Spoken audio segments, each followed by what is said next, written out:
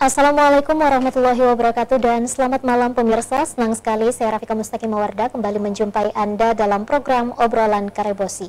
Seperti biasa selama 60 menit ke depan kami akan menemani Anda, tentu saja akan membahas tema yang lagi hangat diperbincangkan dan juga akan mendatangkan dua narasumber yang berkompeten di bidangnya masing-masing. Selebes People, KPU Sulawesi Selatan telah melaunching dan mensosialisasikan badan ad hoc, yakni Panitia Pemilihan Kecamatan atau PPK dan Panitia Pemungutan Suara atau PPS untuk pemilu 2024. Minggu 20 November 2022 secara serentak KPU membuka perekrutan PPK di seluruh Indonesia dan membuka pendaftaran calon anggota PPS pada 18 Desember 2022. Seperti apa kemudian tahapan dari perekrutan untuk PPS dan juga PPK ini? Di studio saya akan membahasnya lebih jauh selama 60 menit ke depan bersama dengan Ibu Fatmawati selaku Litbang KPU Sulawesi Selatan. Assalamualaikum Ibu Fatma. Ya, waalaikumsalam. Saya panggil Ibu Fatma aja atau Ibu siapa Bu? Oke, baik. Kabar baik Bu Fatma? Alhamdulillah sehat. Alhamdulillah. Saya juga ingin menyapa narasumber saya yang kedua, ada Ibu cantik Ibu Fauzia Erwin SH CLA selaku Komisioner Bidang Advokasi Sosialisasi dan Edukasi Komisi Informasi Provinsi Sulawesi Selatan. Assalamualaikum Ibu Fauzia ya. Waalaikumsalam warahmatullahi wabarakatuh. Sehat Bu? Alhamdulillah sehat. Alhamdulillah. Pada edisi hari ini obrolan Karebosi mengangkat tema transparansi rekrutmen PPK. Saya ke Ibu Fatma terlebih dahulu. Seperti apa kemudian tahapan dari perekrutan PPK dan PPS ini Bu? Iya, jadi sekarang ini KPU se-Indonesia ya, dan termasuk KPU Provinsi Selatan sedang memproses rangkaian kegiatan proses rekrutmen untuk badan penyelenggara ad hoc. Dalam hal ini yang sedang berlangsung adalah rekrutmen untuk penyelenggara di tingkat kecamatan yaitu PPK dan juga segera untuk penyelenggara di tingkat PPS. Nah, saat ini mulai tanggal 20 kemarin kita sudah membuka pendaftaran untuk PPK sampai tanggal 29. Nah, setelah itu masuk pada proses verifikasi penelitian administrasi, lalu kita mengumumkan yang lulus proses seleksi administrasi, kemudian lanjut ke tes tertulis. Setelah itu yang lulus tes tertulis nanti masuk lagi di wawancara. Setelah wawancara baru kita masuk di penetapan. Oke, sejauh ini Bu antusiasme masyarakat untuk mendaftar? Ya, alhamdulillah. Pada kesempatan kali ini juga saya ingin menyampaikan bahwa pendaftaran pada kesempatan ini melalui aplikasi namanya SIAKBA. Jadi Sistem Informasi Anggota KPU dan Badan Ad Hoc. Jadi kita sudah melakukan sosialisasi jauh sebelumnya, sebelum tanggal 20 ya, tentang sosialisasi penggunaan SIAKBA, di mana kita mengajak teman-teman warga masyarakat sipil untuk mendaftar menjadi PPK itu melalui SIAKBA. Nah, nanti sekarang ini sudah semua kabupaten kota ini sudah sedang berproses. Nanti besok insya Allah terakhir untuk proses pendaftaran untuk PPK. Dan sementara ini admin OP sudah melakukan verifikasi melalui aplikasi tersebut, dan kita berharap semua bisa berjalan lancar dan semua yang mendaftar melalui aplikasi ini bisa nanti memenuhi syarat dan lolos semua untuk masuk ujian tertulis. Ya. Sejauh ini Bu Fatma, untuk pendaftaran masyarakatnya sendiri antusiaskah di semua kecamatan di kabupaten atau seperti apa Bu? Iya. Kalau melihat dari karena kita monitoring setiap saat teman-teman kabupaten kota, alhamdulillah ada ada partisipasi publik ya yang saya kira tinggi untuk mendaftar, karena jauh sebelumnya juga sudah dilakukan sosialisasi. Mungkin ada beberapa mungkin yang 2 hari ini dioptimalkan karena ini juga mensyaratkan surat kesehatan, kemudian juga ijazah. Nah, surat kesehatan ada hal yang ditambahkan pada rekrutmen kali ini bahwa peserta itu menyertakan hasil uji kolesterol, kemudian gula darah dan tekanan darah. Itu ditambahkan, dan laporan teman-teman semua di semua puskesmas itu sudah tersedia pengecekan seperti itu. Cuma ini kan kita hari kerjanya kan hari kalender. Mungkin di Sabtu Minggu kemarin ada yang sedikit harus menunggu menyelesaikan hari ini dan besok. Mudah-mudahan kita juga teman-teman kabupaten kota sudah koordinasi dengan seluruh dinas kesehatan, kemudian juga dinas pendidikan, bahwa agar fasilitasi pemerintah dalam hal pemberian surat keterangan ini bisa berjalan lancar sehingga teman-teman bisa mendaftar dalam range waktu selama pendaftaran. Oke, baik. Saya ke Ibu Fauzia. Ibu Fauzia, selaku Komisioner Bidang Advokasi, Sosialisasi dan juga Edukasi Komisi Informasi Provinsi Sulawesi Selatan, seperti apa kemudian Anda melihat pemilu dari tahun ke tahun? Mungkin saya mengkontekskan keterbukaan informasi pemilu dari tahun ke tahun ini dengan situasi yang saat ini kita sedang membicarakan, yaitu salah satu tahapan proses pemilu yang sangat strategis, yaitu perekrutan PPK dan PPS. Nah, posisi PPK dan PPS ini kan adalah garda terdepan, sangat strategis karena mereka adalah garda terdepan dalam proses penyelenggaraan kepemiluan. Mereka lah yang ada nantinya di proses pemungutan suara yang merupakan titik kritis dari pelaksanaan pemilu dan pemilihan. Nah, kalau kita berkaca di pemilu serentak tahun 2019, tentu saja kita mengamini bahwa masih banyak persoalan-persoalan yang menjadi atau yang tersisa ya, noktah-noktah hitam yang menjadi catatan kritis, terutama masyarakat sipil terkait dengan pelaksanaan pemilu serentak 2019, diantaranya ada manipulasi suara, kemudian persoalan netralitas penyelenggara yang sebagian besar aktornya adalah PPK dan PPS.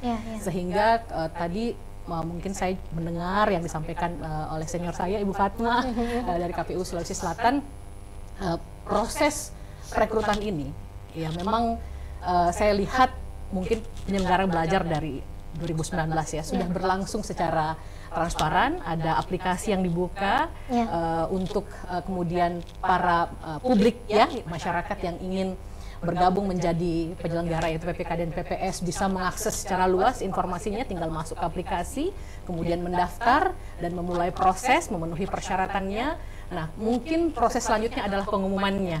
Nah, bagaimana kemudian setiap tahapan di proses tahapan rekrutmen PPK dan PPS ini bisa terbuka untuk publik.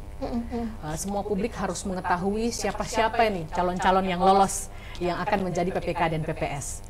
Nah, ketika ini kemudian dibuka di setiap tahapan, mulai dari proses administrasi, seleksi administrasi, kemudian masuk ke tahapan CAT dan wawancara sebagai proses akhir, publik bisa memberikan masukan terkait profil orang-orang yang akan menjadi atau menduduki proses PPK dan PPS ini.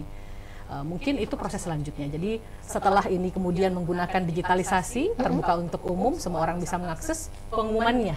Dan bagaimana kemudian masyarakat bisa memberikan masukan terkait dengan profil orang-orang yang akan lolos menjadi PPK dan PPS ini. Itu yang mesti terbuka. Belum lagi kemudian berikutnya adalah persoalan mitigasi persoalan. Nanti kita paham sendiri ya, ketika ada rekrutmen seperti ini kan seksi nih posisinya nih. Banyak sekali pasti ada suara protes dan lain sebagainya. Itu biasa ya Bu ya, sebagai penyelenggara persoalan teknis itu selalu ada. Apalagi di gawean yang besar seperti pemilu ini, banyak orang yang sangat berkepentingan. Nah, harus ada proses mitigasi. Kalau kita melihat di Undang-Undang 14 tahun 2008 tentang keterbukaan informasi publik, ada kewajiban dari badan publik, setiap badan publik, termasuk KPU sebagai penyelenggara pemilu, untuk membentuk yang namanya pejabat pengelola informasi dan dokumentasi. Nah, entitas yang namanya PPID inilah yang ada di dalam tubuh KPU harus direaktivasi segera untuk kemudian hadir menjadi salah satu aktor terdepan ketika ada persoalan informasi misalnya. Ada contoh kata ya, ada misalnya peserta yang mempersoalkan, loh kok saya tidak lolos begitu ya. Saya merasa bahwa saya ini sudah berpengalaman sebagai seorang penyelenggara di pemilu 2019. Sementara ada orang lain yang menurut saya tidak punya pengalaman, tapi kenapa lolos di administrasi begitu ya. Nah, setiap orang di Republik ini diberikan hak untuk tahu, dilindungi haknya untuk mengetahui informasi yang dikelola oleh badan publik, termasuk proses rekrutmen ini. Jadi KPU harus segera bisa menjawab. Nah, itu tadi yang saya maksudkan dengan proses mitigasi. Harus ada kesiapsiagaan KPU ketika ada orang yang protes. Jangan kemudian persoalan ini didiamkan begitu ya, karena ada aturan yang sangat rigid, ada waktu 10+7 hari kerja untuk menjawab setiap permintaan informasi. Itu yang diatur oleh Undang-Undang 14 2008. Baik. Ya. Bu Fatma, terkait dengan mitigasi persoalan yang nantinya akan dihadapi tentu saja oleh kita semua dan terutama KPU. Baik, jadi dari rangkaian kegiatan rekrutmen mulai dari sosialisasi KPU itu di KPU provinsi maupun di Kapko ini kan sudah ada memang PPID terbentuk. Ya, dan pertama untuk sosialisasi pendaftaran di semua link website maupun medsos yang dimiliki oleh KPU itu kita sudah memberikan informasi secara intens. Jadi selain metode-metode pengumuman konvensional, ya saya kira betul media IT ini memberikan kita kemudahan untuk tidak lagi membatasi informasi pendaftaran. Ada pihak-pihak misalnya yang ingin membatasi, sekarang ini dengan ada medsos, semua terbuka bagi masyarakat. Ya tinggal ya sudah buka gadgetnya, sudah bisa masuk ke link KPU, pasti termasuk medsosnya, baik itu Facebook, TikTok, apa semua sudah ada. Nah kemudian di beberapa tahapan betul itu bahwa nanti di tahapan administrasi setelah tanggal 29 ditutup itu ada pemeriksaan administrasi, dan itu juga melalui aplikasi itu akan diberikan informasi kepada para pendaftar tentang hasilnya, dan sejak diumumkan nanti di seleksi administrasi KPU sudah bisa menerima tanggapan masyarakat tentang nama-nama yang dinyatakan lulus administrasi. Nah, nanti itu kan ada panjang waktu setelah administrasi masuk di ujian tertulis sampai pada ujian wawancara, seluruh tanggapan masyarakat yang masuk, dan ini kita berharap ya ada masyarakat yang berpartisipasi, khususnya misalnya ada rekam jejak, track record dari yang mendaftar ini. Misalnya dia pernah partai politik belum cukup 5 tahun, pernah misalnya tim sukses, saksi, ataukah track record lainnya yang perlu menjadi pertimbangan bagi KPU dalam memutuskan untuk kita memastikan bahwa integritas dan profesionalitas itu dua kategori ini bisa kita ukur bahwa dia cocok untuk ya layak dan patut untuk menjadi penyelenggara di tingkat kecamatan. Nah, jadi setelah pengumuman administrasi, memang kita akan gencarkan juga di medsos bahwa masyarakat agar memberikan tanggapan kepada nama-nama yang akan yang lolos masuk tes administrasi. Dan juga melalui tes berbasis IT ini kita untuk PPK kita tempuh atau mungkin istilah CAT ataupun tes tertulis berbasis IT, karena hasilnya cepat bisa diperoleh, ya, sehingga bukan lagi secara manual diperiksa, tetapi terhubung antara nama pelamar pendaftar itu melalui si Akba dengan nanti aplikasi soal dengan bobot yang dia peroleh, sehingga betul-betul proses itu mungkin nanti juga kalau mau diteliti itu juga jejak-jejaknya akan terekam dengan baik, jejak digitalnya, sehingga kita berharap publik itu mempercayai bahwa proses rekrutmen di KPU ini memang berjalan secara profesional. Baik. Saya ke Ibu Fauzia. Bu Fauzia, tadi Anda mengatakan bahwa ada nokta-nokta hitam mungkin yang menjadi perlu menjadi catatan. Nokta-nokta hitam yang seperti apa yang Ibu Fauzia maksudkan? Kalau kita mengikuti berita di 2019 kan banyak sekali aduan dan sidang yang dilakukan oleh DKPP terkait dengan misalnya manipulasi suara gitu ya, kemudian di kita sendiri di dekat kita ya, di area kita di Sulawesi Selatan ini kan sempat beberapa PPS itu dipidanakan gitu ya. Jadi ini yang saya maksud sebagai titik-titik hitam begitu proses pelaksanaan pemilu serentak 2019 yang tentu saja membuat kita masyarakat sipil dan kami Komisi Informasi Bahkan di 2019 itu sempat menyusun yang namanya Peraturan Komisi Informasi Nomor 1 Tahun 2019 tentang standar layanan dan prosedur penyelesaian sengketa informasi. Karena kami melihat ini adalah hal pemilu ini adalah hal yang semua serba cepat, ya, sehingga semua persoalan itu harus cepat diselesaikan gitu. Ini adalah sebuah kekhususan dan bagi kami di Komisi Informasi kami juga harus terlibat aktif di sana karena dari Undang-Undang 14 2008 kita mengetahui kamilah satu-satunya badan publik yang diberikan kewenangan oleh undang-undang untuk menyelesaikan berbagai sengketa informasi. Nah, tadi boleh saya melanjutkan terkait dengan mitigasi mungkin. Boleh, silakan. Lebih detail terkait dengan mitigasi persoalan informasi yang nantinya kemungkinan, mudah-mudahan tidak ada, tapi sebagai seorang penyelenggara badan publik kita harus bisa mengukur begitu ya, kemungkinan potensi persoalan ini akan ada. Nah, untuk persoalan informasi, keterbukaan informasi, mungkin hari ini penting kemudian badan publik penyelenggara pemilu sudah memilah-milih informasi mana yang bisa dibuka dan informasi mana yang harus dikecualikan dalam tahap rekrutmen PPK dan PPS ini. Misalnya saja nanti ini kan ada dua arah ini nanti. Kalau kita prediksi pemohon informasinya bukan hanya dari peserta, peserta rekrutmen PPK dan PPS, tetapi juga masyarakat yang ingin tahu transparansi nilai-nilai mungkin ya dari calon PPK dan PPS ini. Jadi ada dua arah publik yang nantinya kemungkinan besar akan mencoba mengakses informasi terkait dengan proses rekrutmen ini dan harus dibuka oleh penyelenggara. Nah, sebelum itu terjadi, karena waktu yang tadi saya bilang bahwa permintaan informasi itu rigid, 10+7 hari kerja saja, setiap badan publik harus bisa menjawab pertanyaan dari masyarakat. PPID direaktivasi. KPU, kami salut, KPU adalah salah satu badan publik yang sedari awal merespon Undang-Undang 14 dengan membentuk PPID.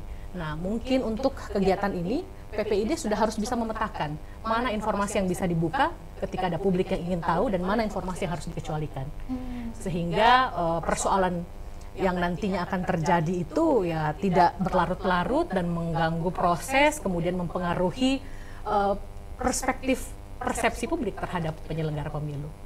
Seperti itu. Oke, Bu, apakah untuk proses rekrutmen ini PPK dan juga PPS menjadi hal yang penting dan utama, Bu, ya, karena akan mempengaruhi nantinya sejauh mana mungkin atau sebanyak apa nokta hitam yang seperti Ibu Fauzia katakan? Iya, tentu saja.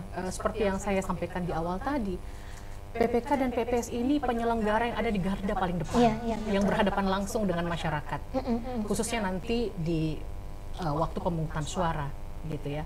Sehingga proses rekrutmennya sedari awal harus meyakinkan masyarakat bahwa orang-orang yang ada di garda terdepan proses demokrasi ini betul-betul berintegritas, betul-betul dipilih berdasarkan kompetensinya dan integritas yang tidak tercederai. Dan saya yakin sekali bahwa KPU baik di level provinsi maupun kabupaten kota sudah punya catatan baik itu kinerja maupun integritas orang-orang yang mendaftar sebagai calon PPK dan PPS, dan berharap sekali bahwa setiap catatan ini baik yang dipegang oleh KPU provinsi maupun kabupaten kota terkait kinerja dan integritas si calon ini maupun catatan yang berasal dari masyarakat yang merupakan tanggapan dari masyarakat sekecil apapun harus direspon.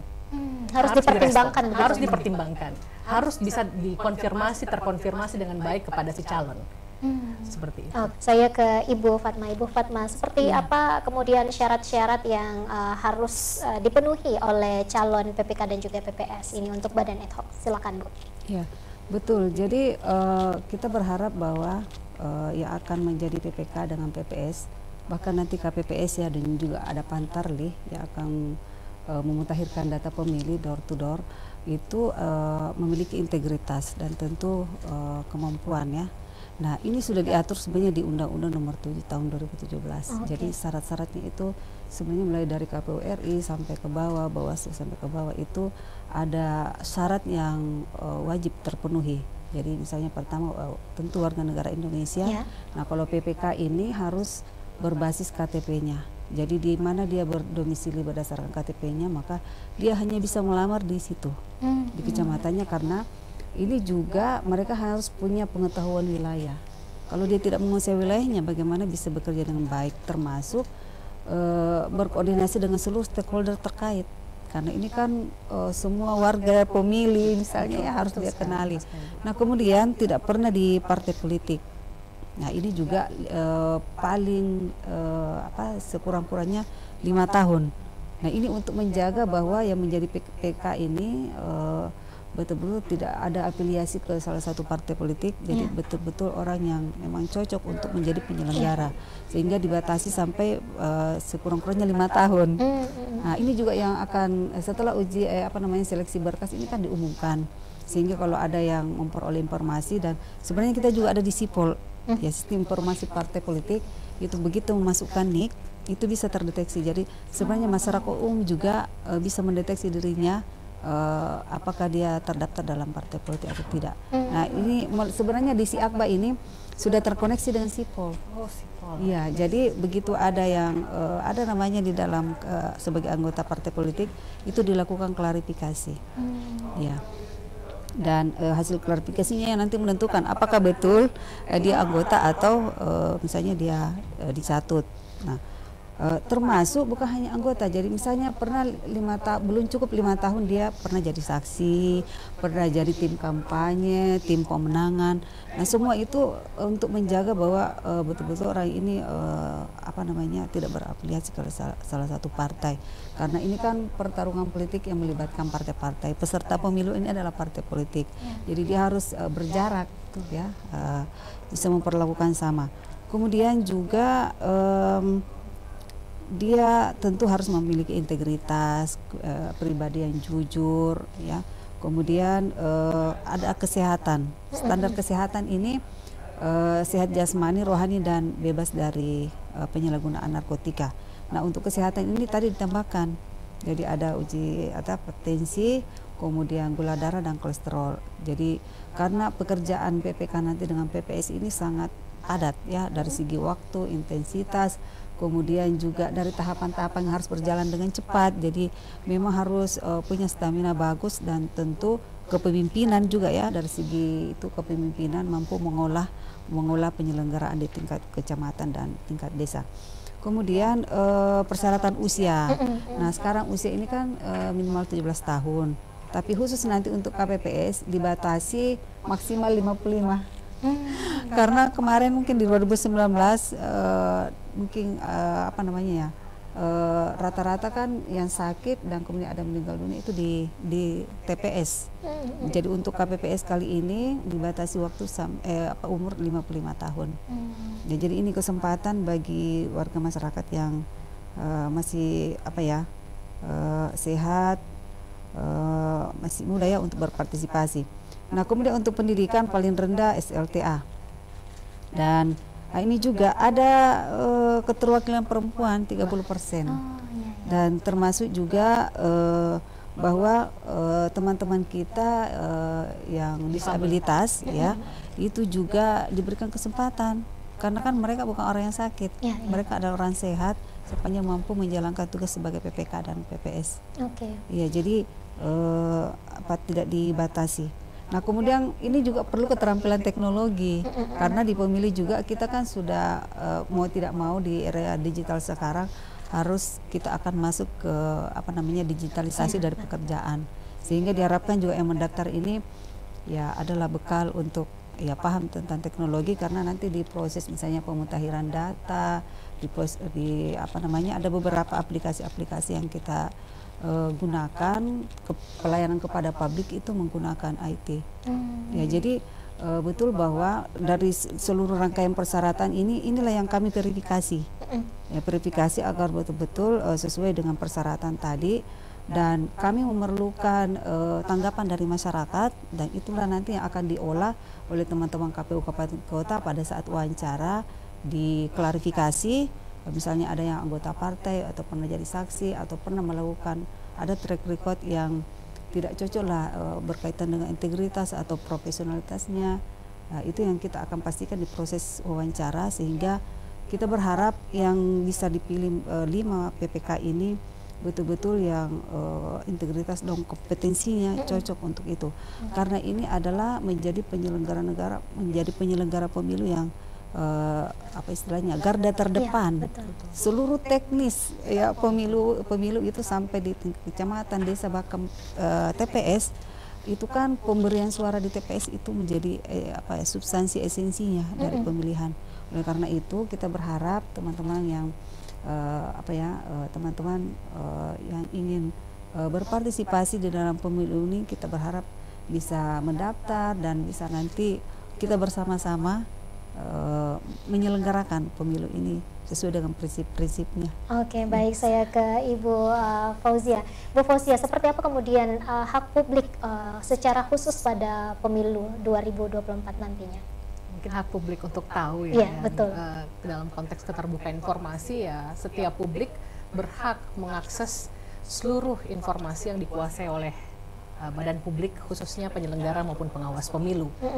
Sekedar ilustrasi, kami di Komisi Informasi Provinsi Sulawesi Selatan di tahun 2019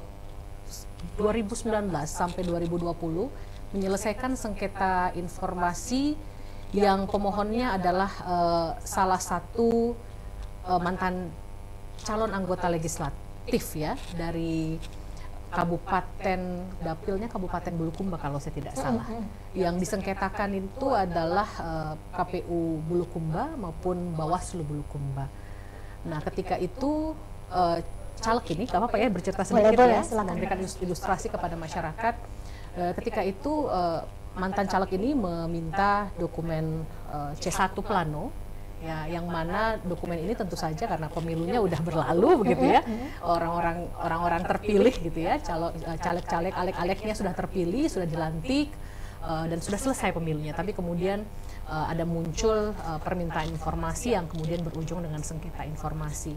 Nah, ini yang saya mau sampaikan bahwa setiap publik, baik itu publik yang tidak terlibat dalam kontestasi maupun publik yang terlibat dalam kontestasi, para alek, caleg, itu punya hak yang sama untuk mengakses informasi publik yang dikuasai oleh penyelenggara khususnya, dan pengawas pemilu juga termasuk begitu sebagai badan publik yang bisa diminta informasi. Nah, setiap informasi itu apa? Semua informasi kepemiluan.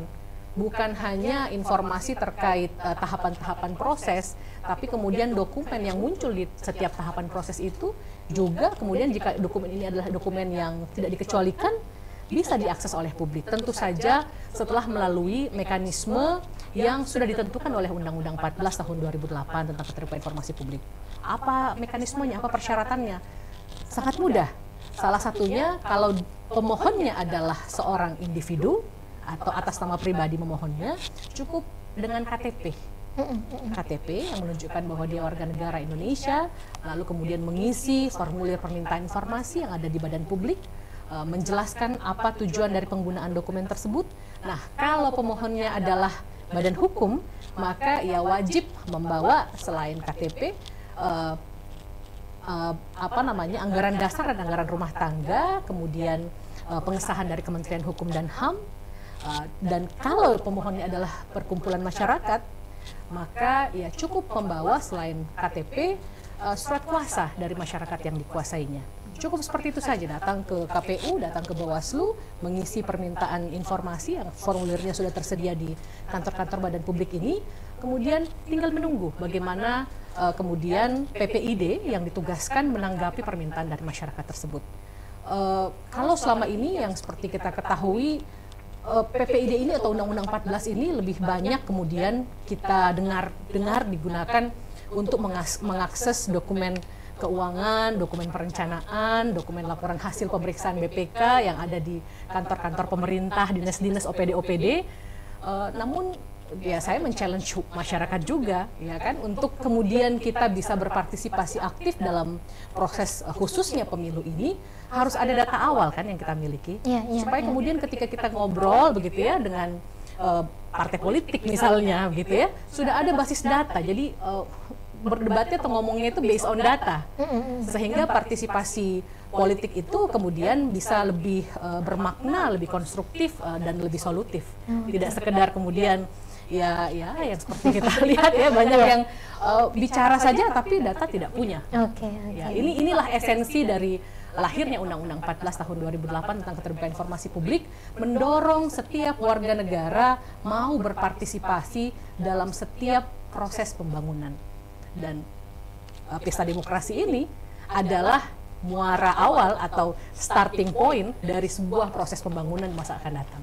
Proses politik ini akan menghasilkan pejabat-pejabat yang akan duduk tidak hanya di DPR ya, tapi juga gubernur, wali kota, bupati, atau kemudian pimpinan-pimpinan OPD. Jadi dari proses inilah kita melakukan pengawalan dengan salah satunya menggunakan Undang-Undang 14 tahun 2008. Oke, baik. Terima kasih Ibu Fauzia. Saya ke Ibu Fatma. Apa saja yang menjadi evaluasi dari KPU dan adakah hal baru di pemilu nanti 2024 sebagai penyelenggara pemilu? Silakan Bu. Ya, jadi kalau terkait khusus ke rekrutmen ini, memang kita evaluasi juga. Saya tambahkan ada satu persyaratan. Jadi ada pernyataan bahwa pendaftar itu tidak mengidap penyakit komorbiditas. Itu juga. Ya, jadi misalnya gejala penyakit jantung, paru-paru, kanker, jadi yang bisa nanti menghalangi mereka untuk bekerja secara optimal dan berisiko. Berisiko karena pekerjaan ini kan penuh waktu ya, artinya ritme beban kerja dibandingkan waktu yang tersedia. Jadi biasanya bukan jam kerja biasa ya, ini juga kerjanya hari kalender, jadi Sabtu Minggu pun bekerja. Nah ini saya kira itu salah satu untuk agar misalnya masyarakat yang masuk nanti menjadi PPK, PPS itu adalah mereka yang sehat gitu ya, sehingga tidak berisiko kembali ke mereka. Ya, kemudian karena itu juga nanti kalau sakit ataupun meninggal itu kan juga tentu itu kita tidak harapkan, dan juga proses penyelenggaraan pemilu itu yang waktunya sangat terbatas itu juga bisa terganggu. Oleh karena itu kita persyaratkan itu juga pernyataan supaya mereka ini menyadari betul resikonya. Kemudian tentu juga kita berharap 2024 ini penyelenggaraan pemilu lebih baik, ya lebih baik. Jadi termasuk nanti fungsi tanggapan masyarakat itu kita perlukan dalam seleksi ini, sehingga misalnya tadi ada catatan-catatan, ada track record, itu menjadi bahan bagi kita, jangan sampai salah pilih terhadap PPK. Dan ini butuh partisipasi dari masyarakat dan menjadi pertimbangan kita. Bahkan sampai misalnya terjadi tidak diketahui lalu diputuskan, kemudian ada tanggapan masyarakat, itu kan juga masih ada DKPP. Jadi di sini betul-betul tidak ada ruang yang tersembunyi buat publik. Menjadi penyelenggara publik itu tidak ada ruang yang bisa disembunyikan. Oleh karena itu di sini butuh kejujuran dan memang harus memahami aturan-aturannya, sehingga bisa menyiapkan diri, kemudian menjaga diri kita agar kita tetap dipercaya oleh publik bahwa memang kompeten dan berintegritas untuk itu. Jadi itu memang penting menjadi modal dasar ya bagi penyelenggara pemilu, karena yang kita olah ini adalah urusan publik, apalagi ini urusan politik untuk kelangsungan sistem politik kita, itu sangat penting, dan inilah fondasinya kita yang mengolah secara langsung administrasi itu. Oleh karena itu harus dikelola, diselenggarakan administrasi ini dengan profesional, jujur, dan akuntabilitasnya terjaga. Dan itu kan butuh kepribadian yang memang memahami bahwa integritas dan profesionalitas itu penting. Ya, oke, baik. Itu. Jadi untuk pemilu nanti 2024 ini ditekankan bahwa kesehatan begitu Bu ya, karena ini juga evaluasi di pemilu 2019 dulu. Nah, saya ke Ibu Fauzia. Ibu Fauzia, langkah apa yang harus dilakukan pihak terkait dalam menjamin setiap proses tahapan pemilu Bu? Iya, saya ingat saya pernah membaca bahwa antara lain ya indikator yang harus ada untuk mewujudkan cita-cita kita bersama, pemilu yang berintegritas dan berkualitas ya Bu ya.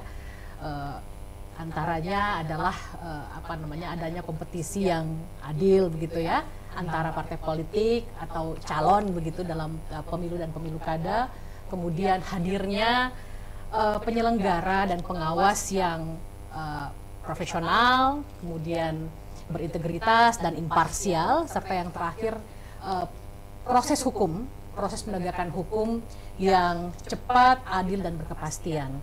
Nah, kemudian tadi kalau menjawab pertanyaan dari Ibu Moderator, apa yang harus dilakukan? Ya, saya sudah menguraikan tadi kalau kita melihat dari aspek keterbukaan informasi publik adalah harus ada upaya mitigasi. Mitigasi terkait dengan sengketa keterbukaan informasi publik dalam setiap tahapan proses pemilu dan pemilihan. Bagaimana caranya? Tentu saja KPU dan Bawaslu, meskipun Bawaslu tidak hadir di sini, sudah memiliki toolsnya, yaitu yang dinamakan pejabat pemula informasi dan dokumentasi. Nah, PPID ini tidak kemudian harapan kami tidak sekedar menjadi sesuatu yang sekedar diadakan kemudian untuk dinilai begitu ya, karena terus terang Komisi Informasi juga melakukan penilaian yang namanya monitoring evaluasi keterbukaan informasi publik. Ini jangan sekedar jadi ornamen lah entitas PPID ini begitu ya, sekedar ada mejanya kemudian ada judulnya tapi tidak berlangsung proses-proses yang harus dilaksanakan oleh PPID, antara lain melakukan uji konsekuensi, mana informasi yang boleh dibuka untuk publik, mana yang harus dikecualikan. Nah, harapan kami di Komisi Informasi Provinsi Sulawesi Selatan khususnya bahwa proses pemilu yang berlangsung di Sulawesi Selatan ini bisa kemudian memenuhi hak masyarakat untuk tahu. Proses yang saya sebutkan dengan mitigasi keterbukaan informasi, persoalan keterbukaan informasi sudah dibangun lebih atau jauh-jauh hari oleh penyelenggara maupun pengawas. Dan yang terakhir seperti mungkin ada gium hukum ya, power tend to corrupt. Ya, kekuasaan ini cenderung dikorupsi, cenderung kemudian disalahgunakan. Sehingga mari masyarakat, baik itu individu maupun kelompok-kelompok masyarakat sipil yang ada di Sulawesi Selatan, kita terlibat di dalam proses pemilu dan pilkada yang sedikit lagi akan berlangsung di Sulawesi Selatan, salah satunya dengan melakukan uji akses informasi publik di badan publik KPU, baik mulai dari level provinsi, kabupaten maupun kota, untuk kemudian memperoleh data yang nantinya dapat kita gunakan untuk mendorong peningkatan kualitas penyelenggaraan pemilu di 2024 nanti. Oke, saya ke Ibu Fatma karena kita sudah di segmen terakhir, Bu. Silakan harapan dan juga closing statement Anda buat Pak Fatma.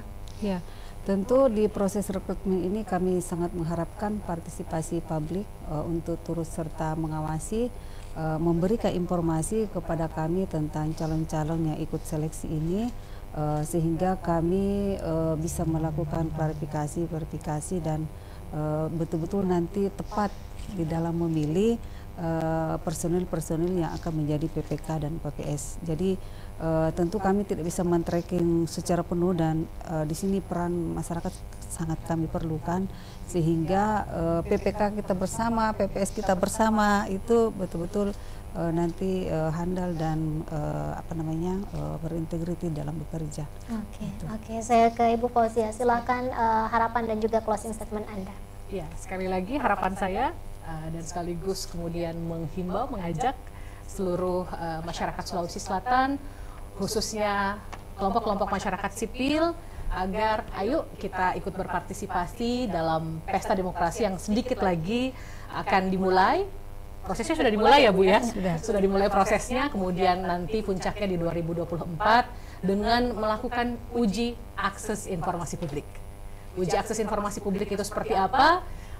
Teman-teman masyarakat sipil boleh kemudian bertanya juga ke Komisi Informasi Provinsi Sulawesi Selatan, apa-apa sih kemudian yang menjadi persyaratan untuk mengakses informasi di badan publik, khususnya di KPU dan Bawaslu, agar kemudian data yang nantinya diperoleh, dokumen yang diperoleh ini dapat kita gunakan untuk mendorong peningkatan kualitas pelaksanaan pemilu dan pemilihan di 2024 demi terwujudnya proses pemilu yang dapat menghasilkan pejabat-pejabat yang tentunya nanti berintegritas ya, yang membawa Sulawesi Selatan menuju kemudian cita-cita kita masyarakat yang sejahtera. Oke, terima kasih Bu Fatma, terima kasih Bu Fazia sudah bergabung bersama kami di obrolan Karebosi Transparansi Rekrutmen PPK. Pemirsa, cukup sudah 60 menit kami menemani Anda di obrolan Karebosi edisi hari ini. Tentu harapan kita bersama semoga nantinya untuk tahapan-tahapan pemilu ini ataupun pemilu 2024 akan melahirkan sosok pemimpin yang berintegritas dan juga berkualitas. Saya Rafika Mustaqim Mawarda pamit. Wassalamualaikum warahmatullahi wabarakatuh.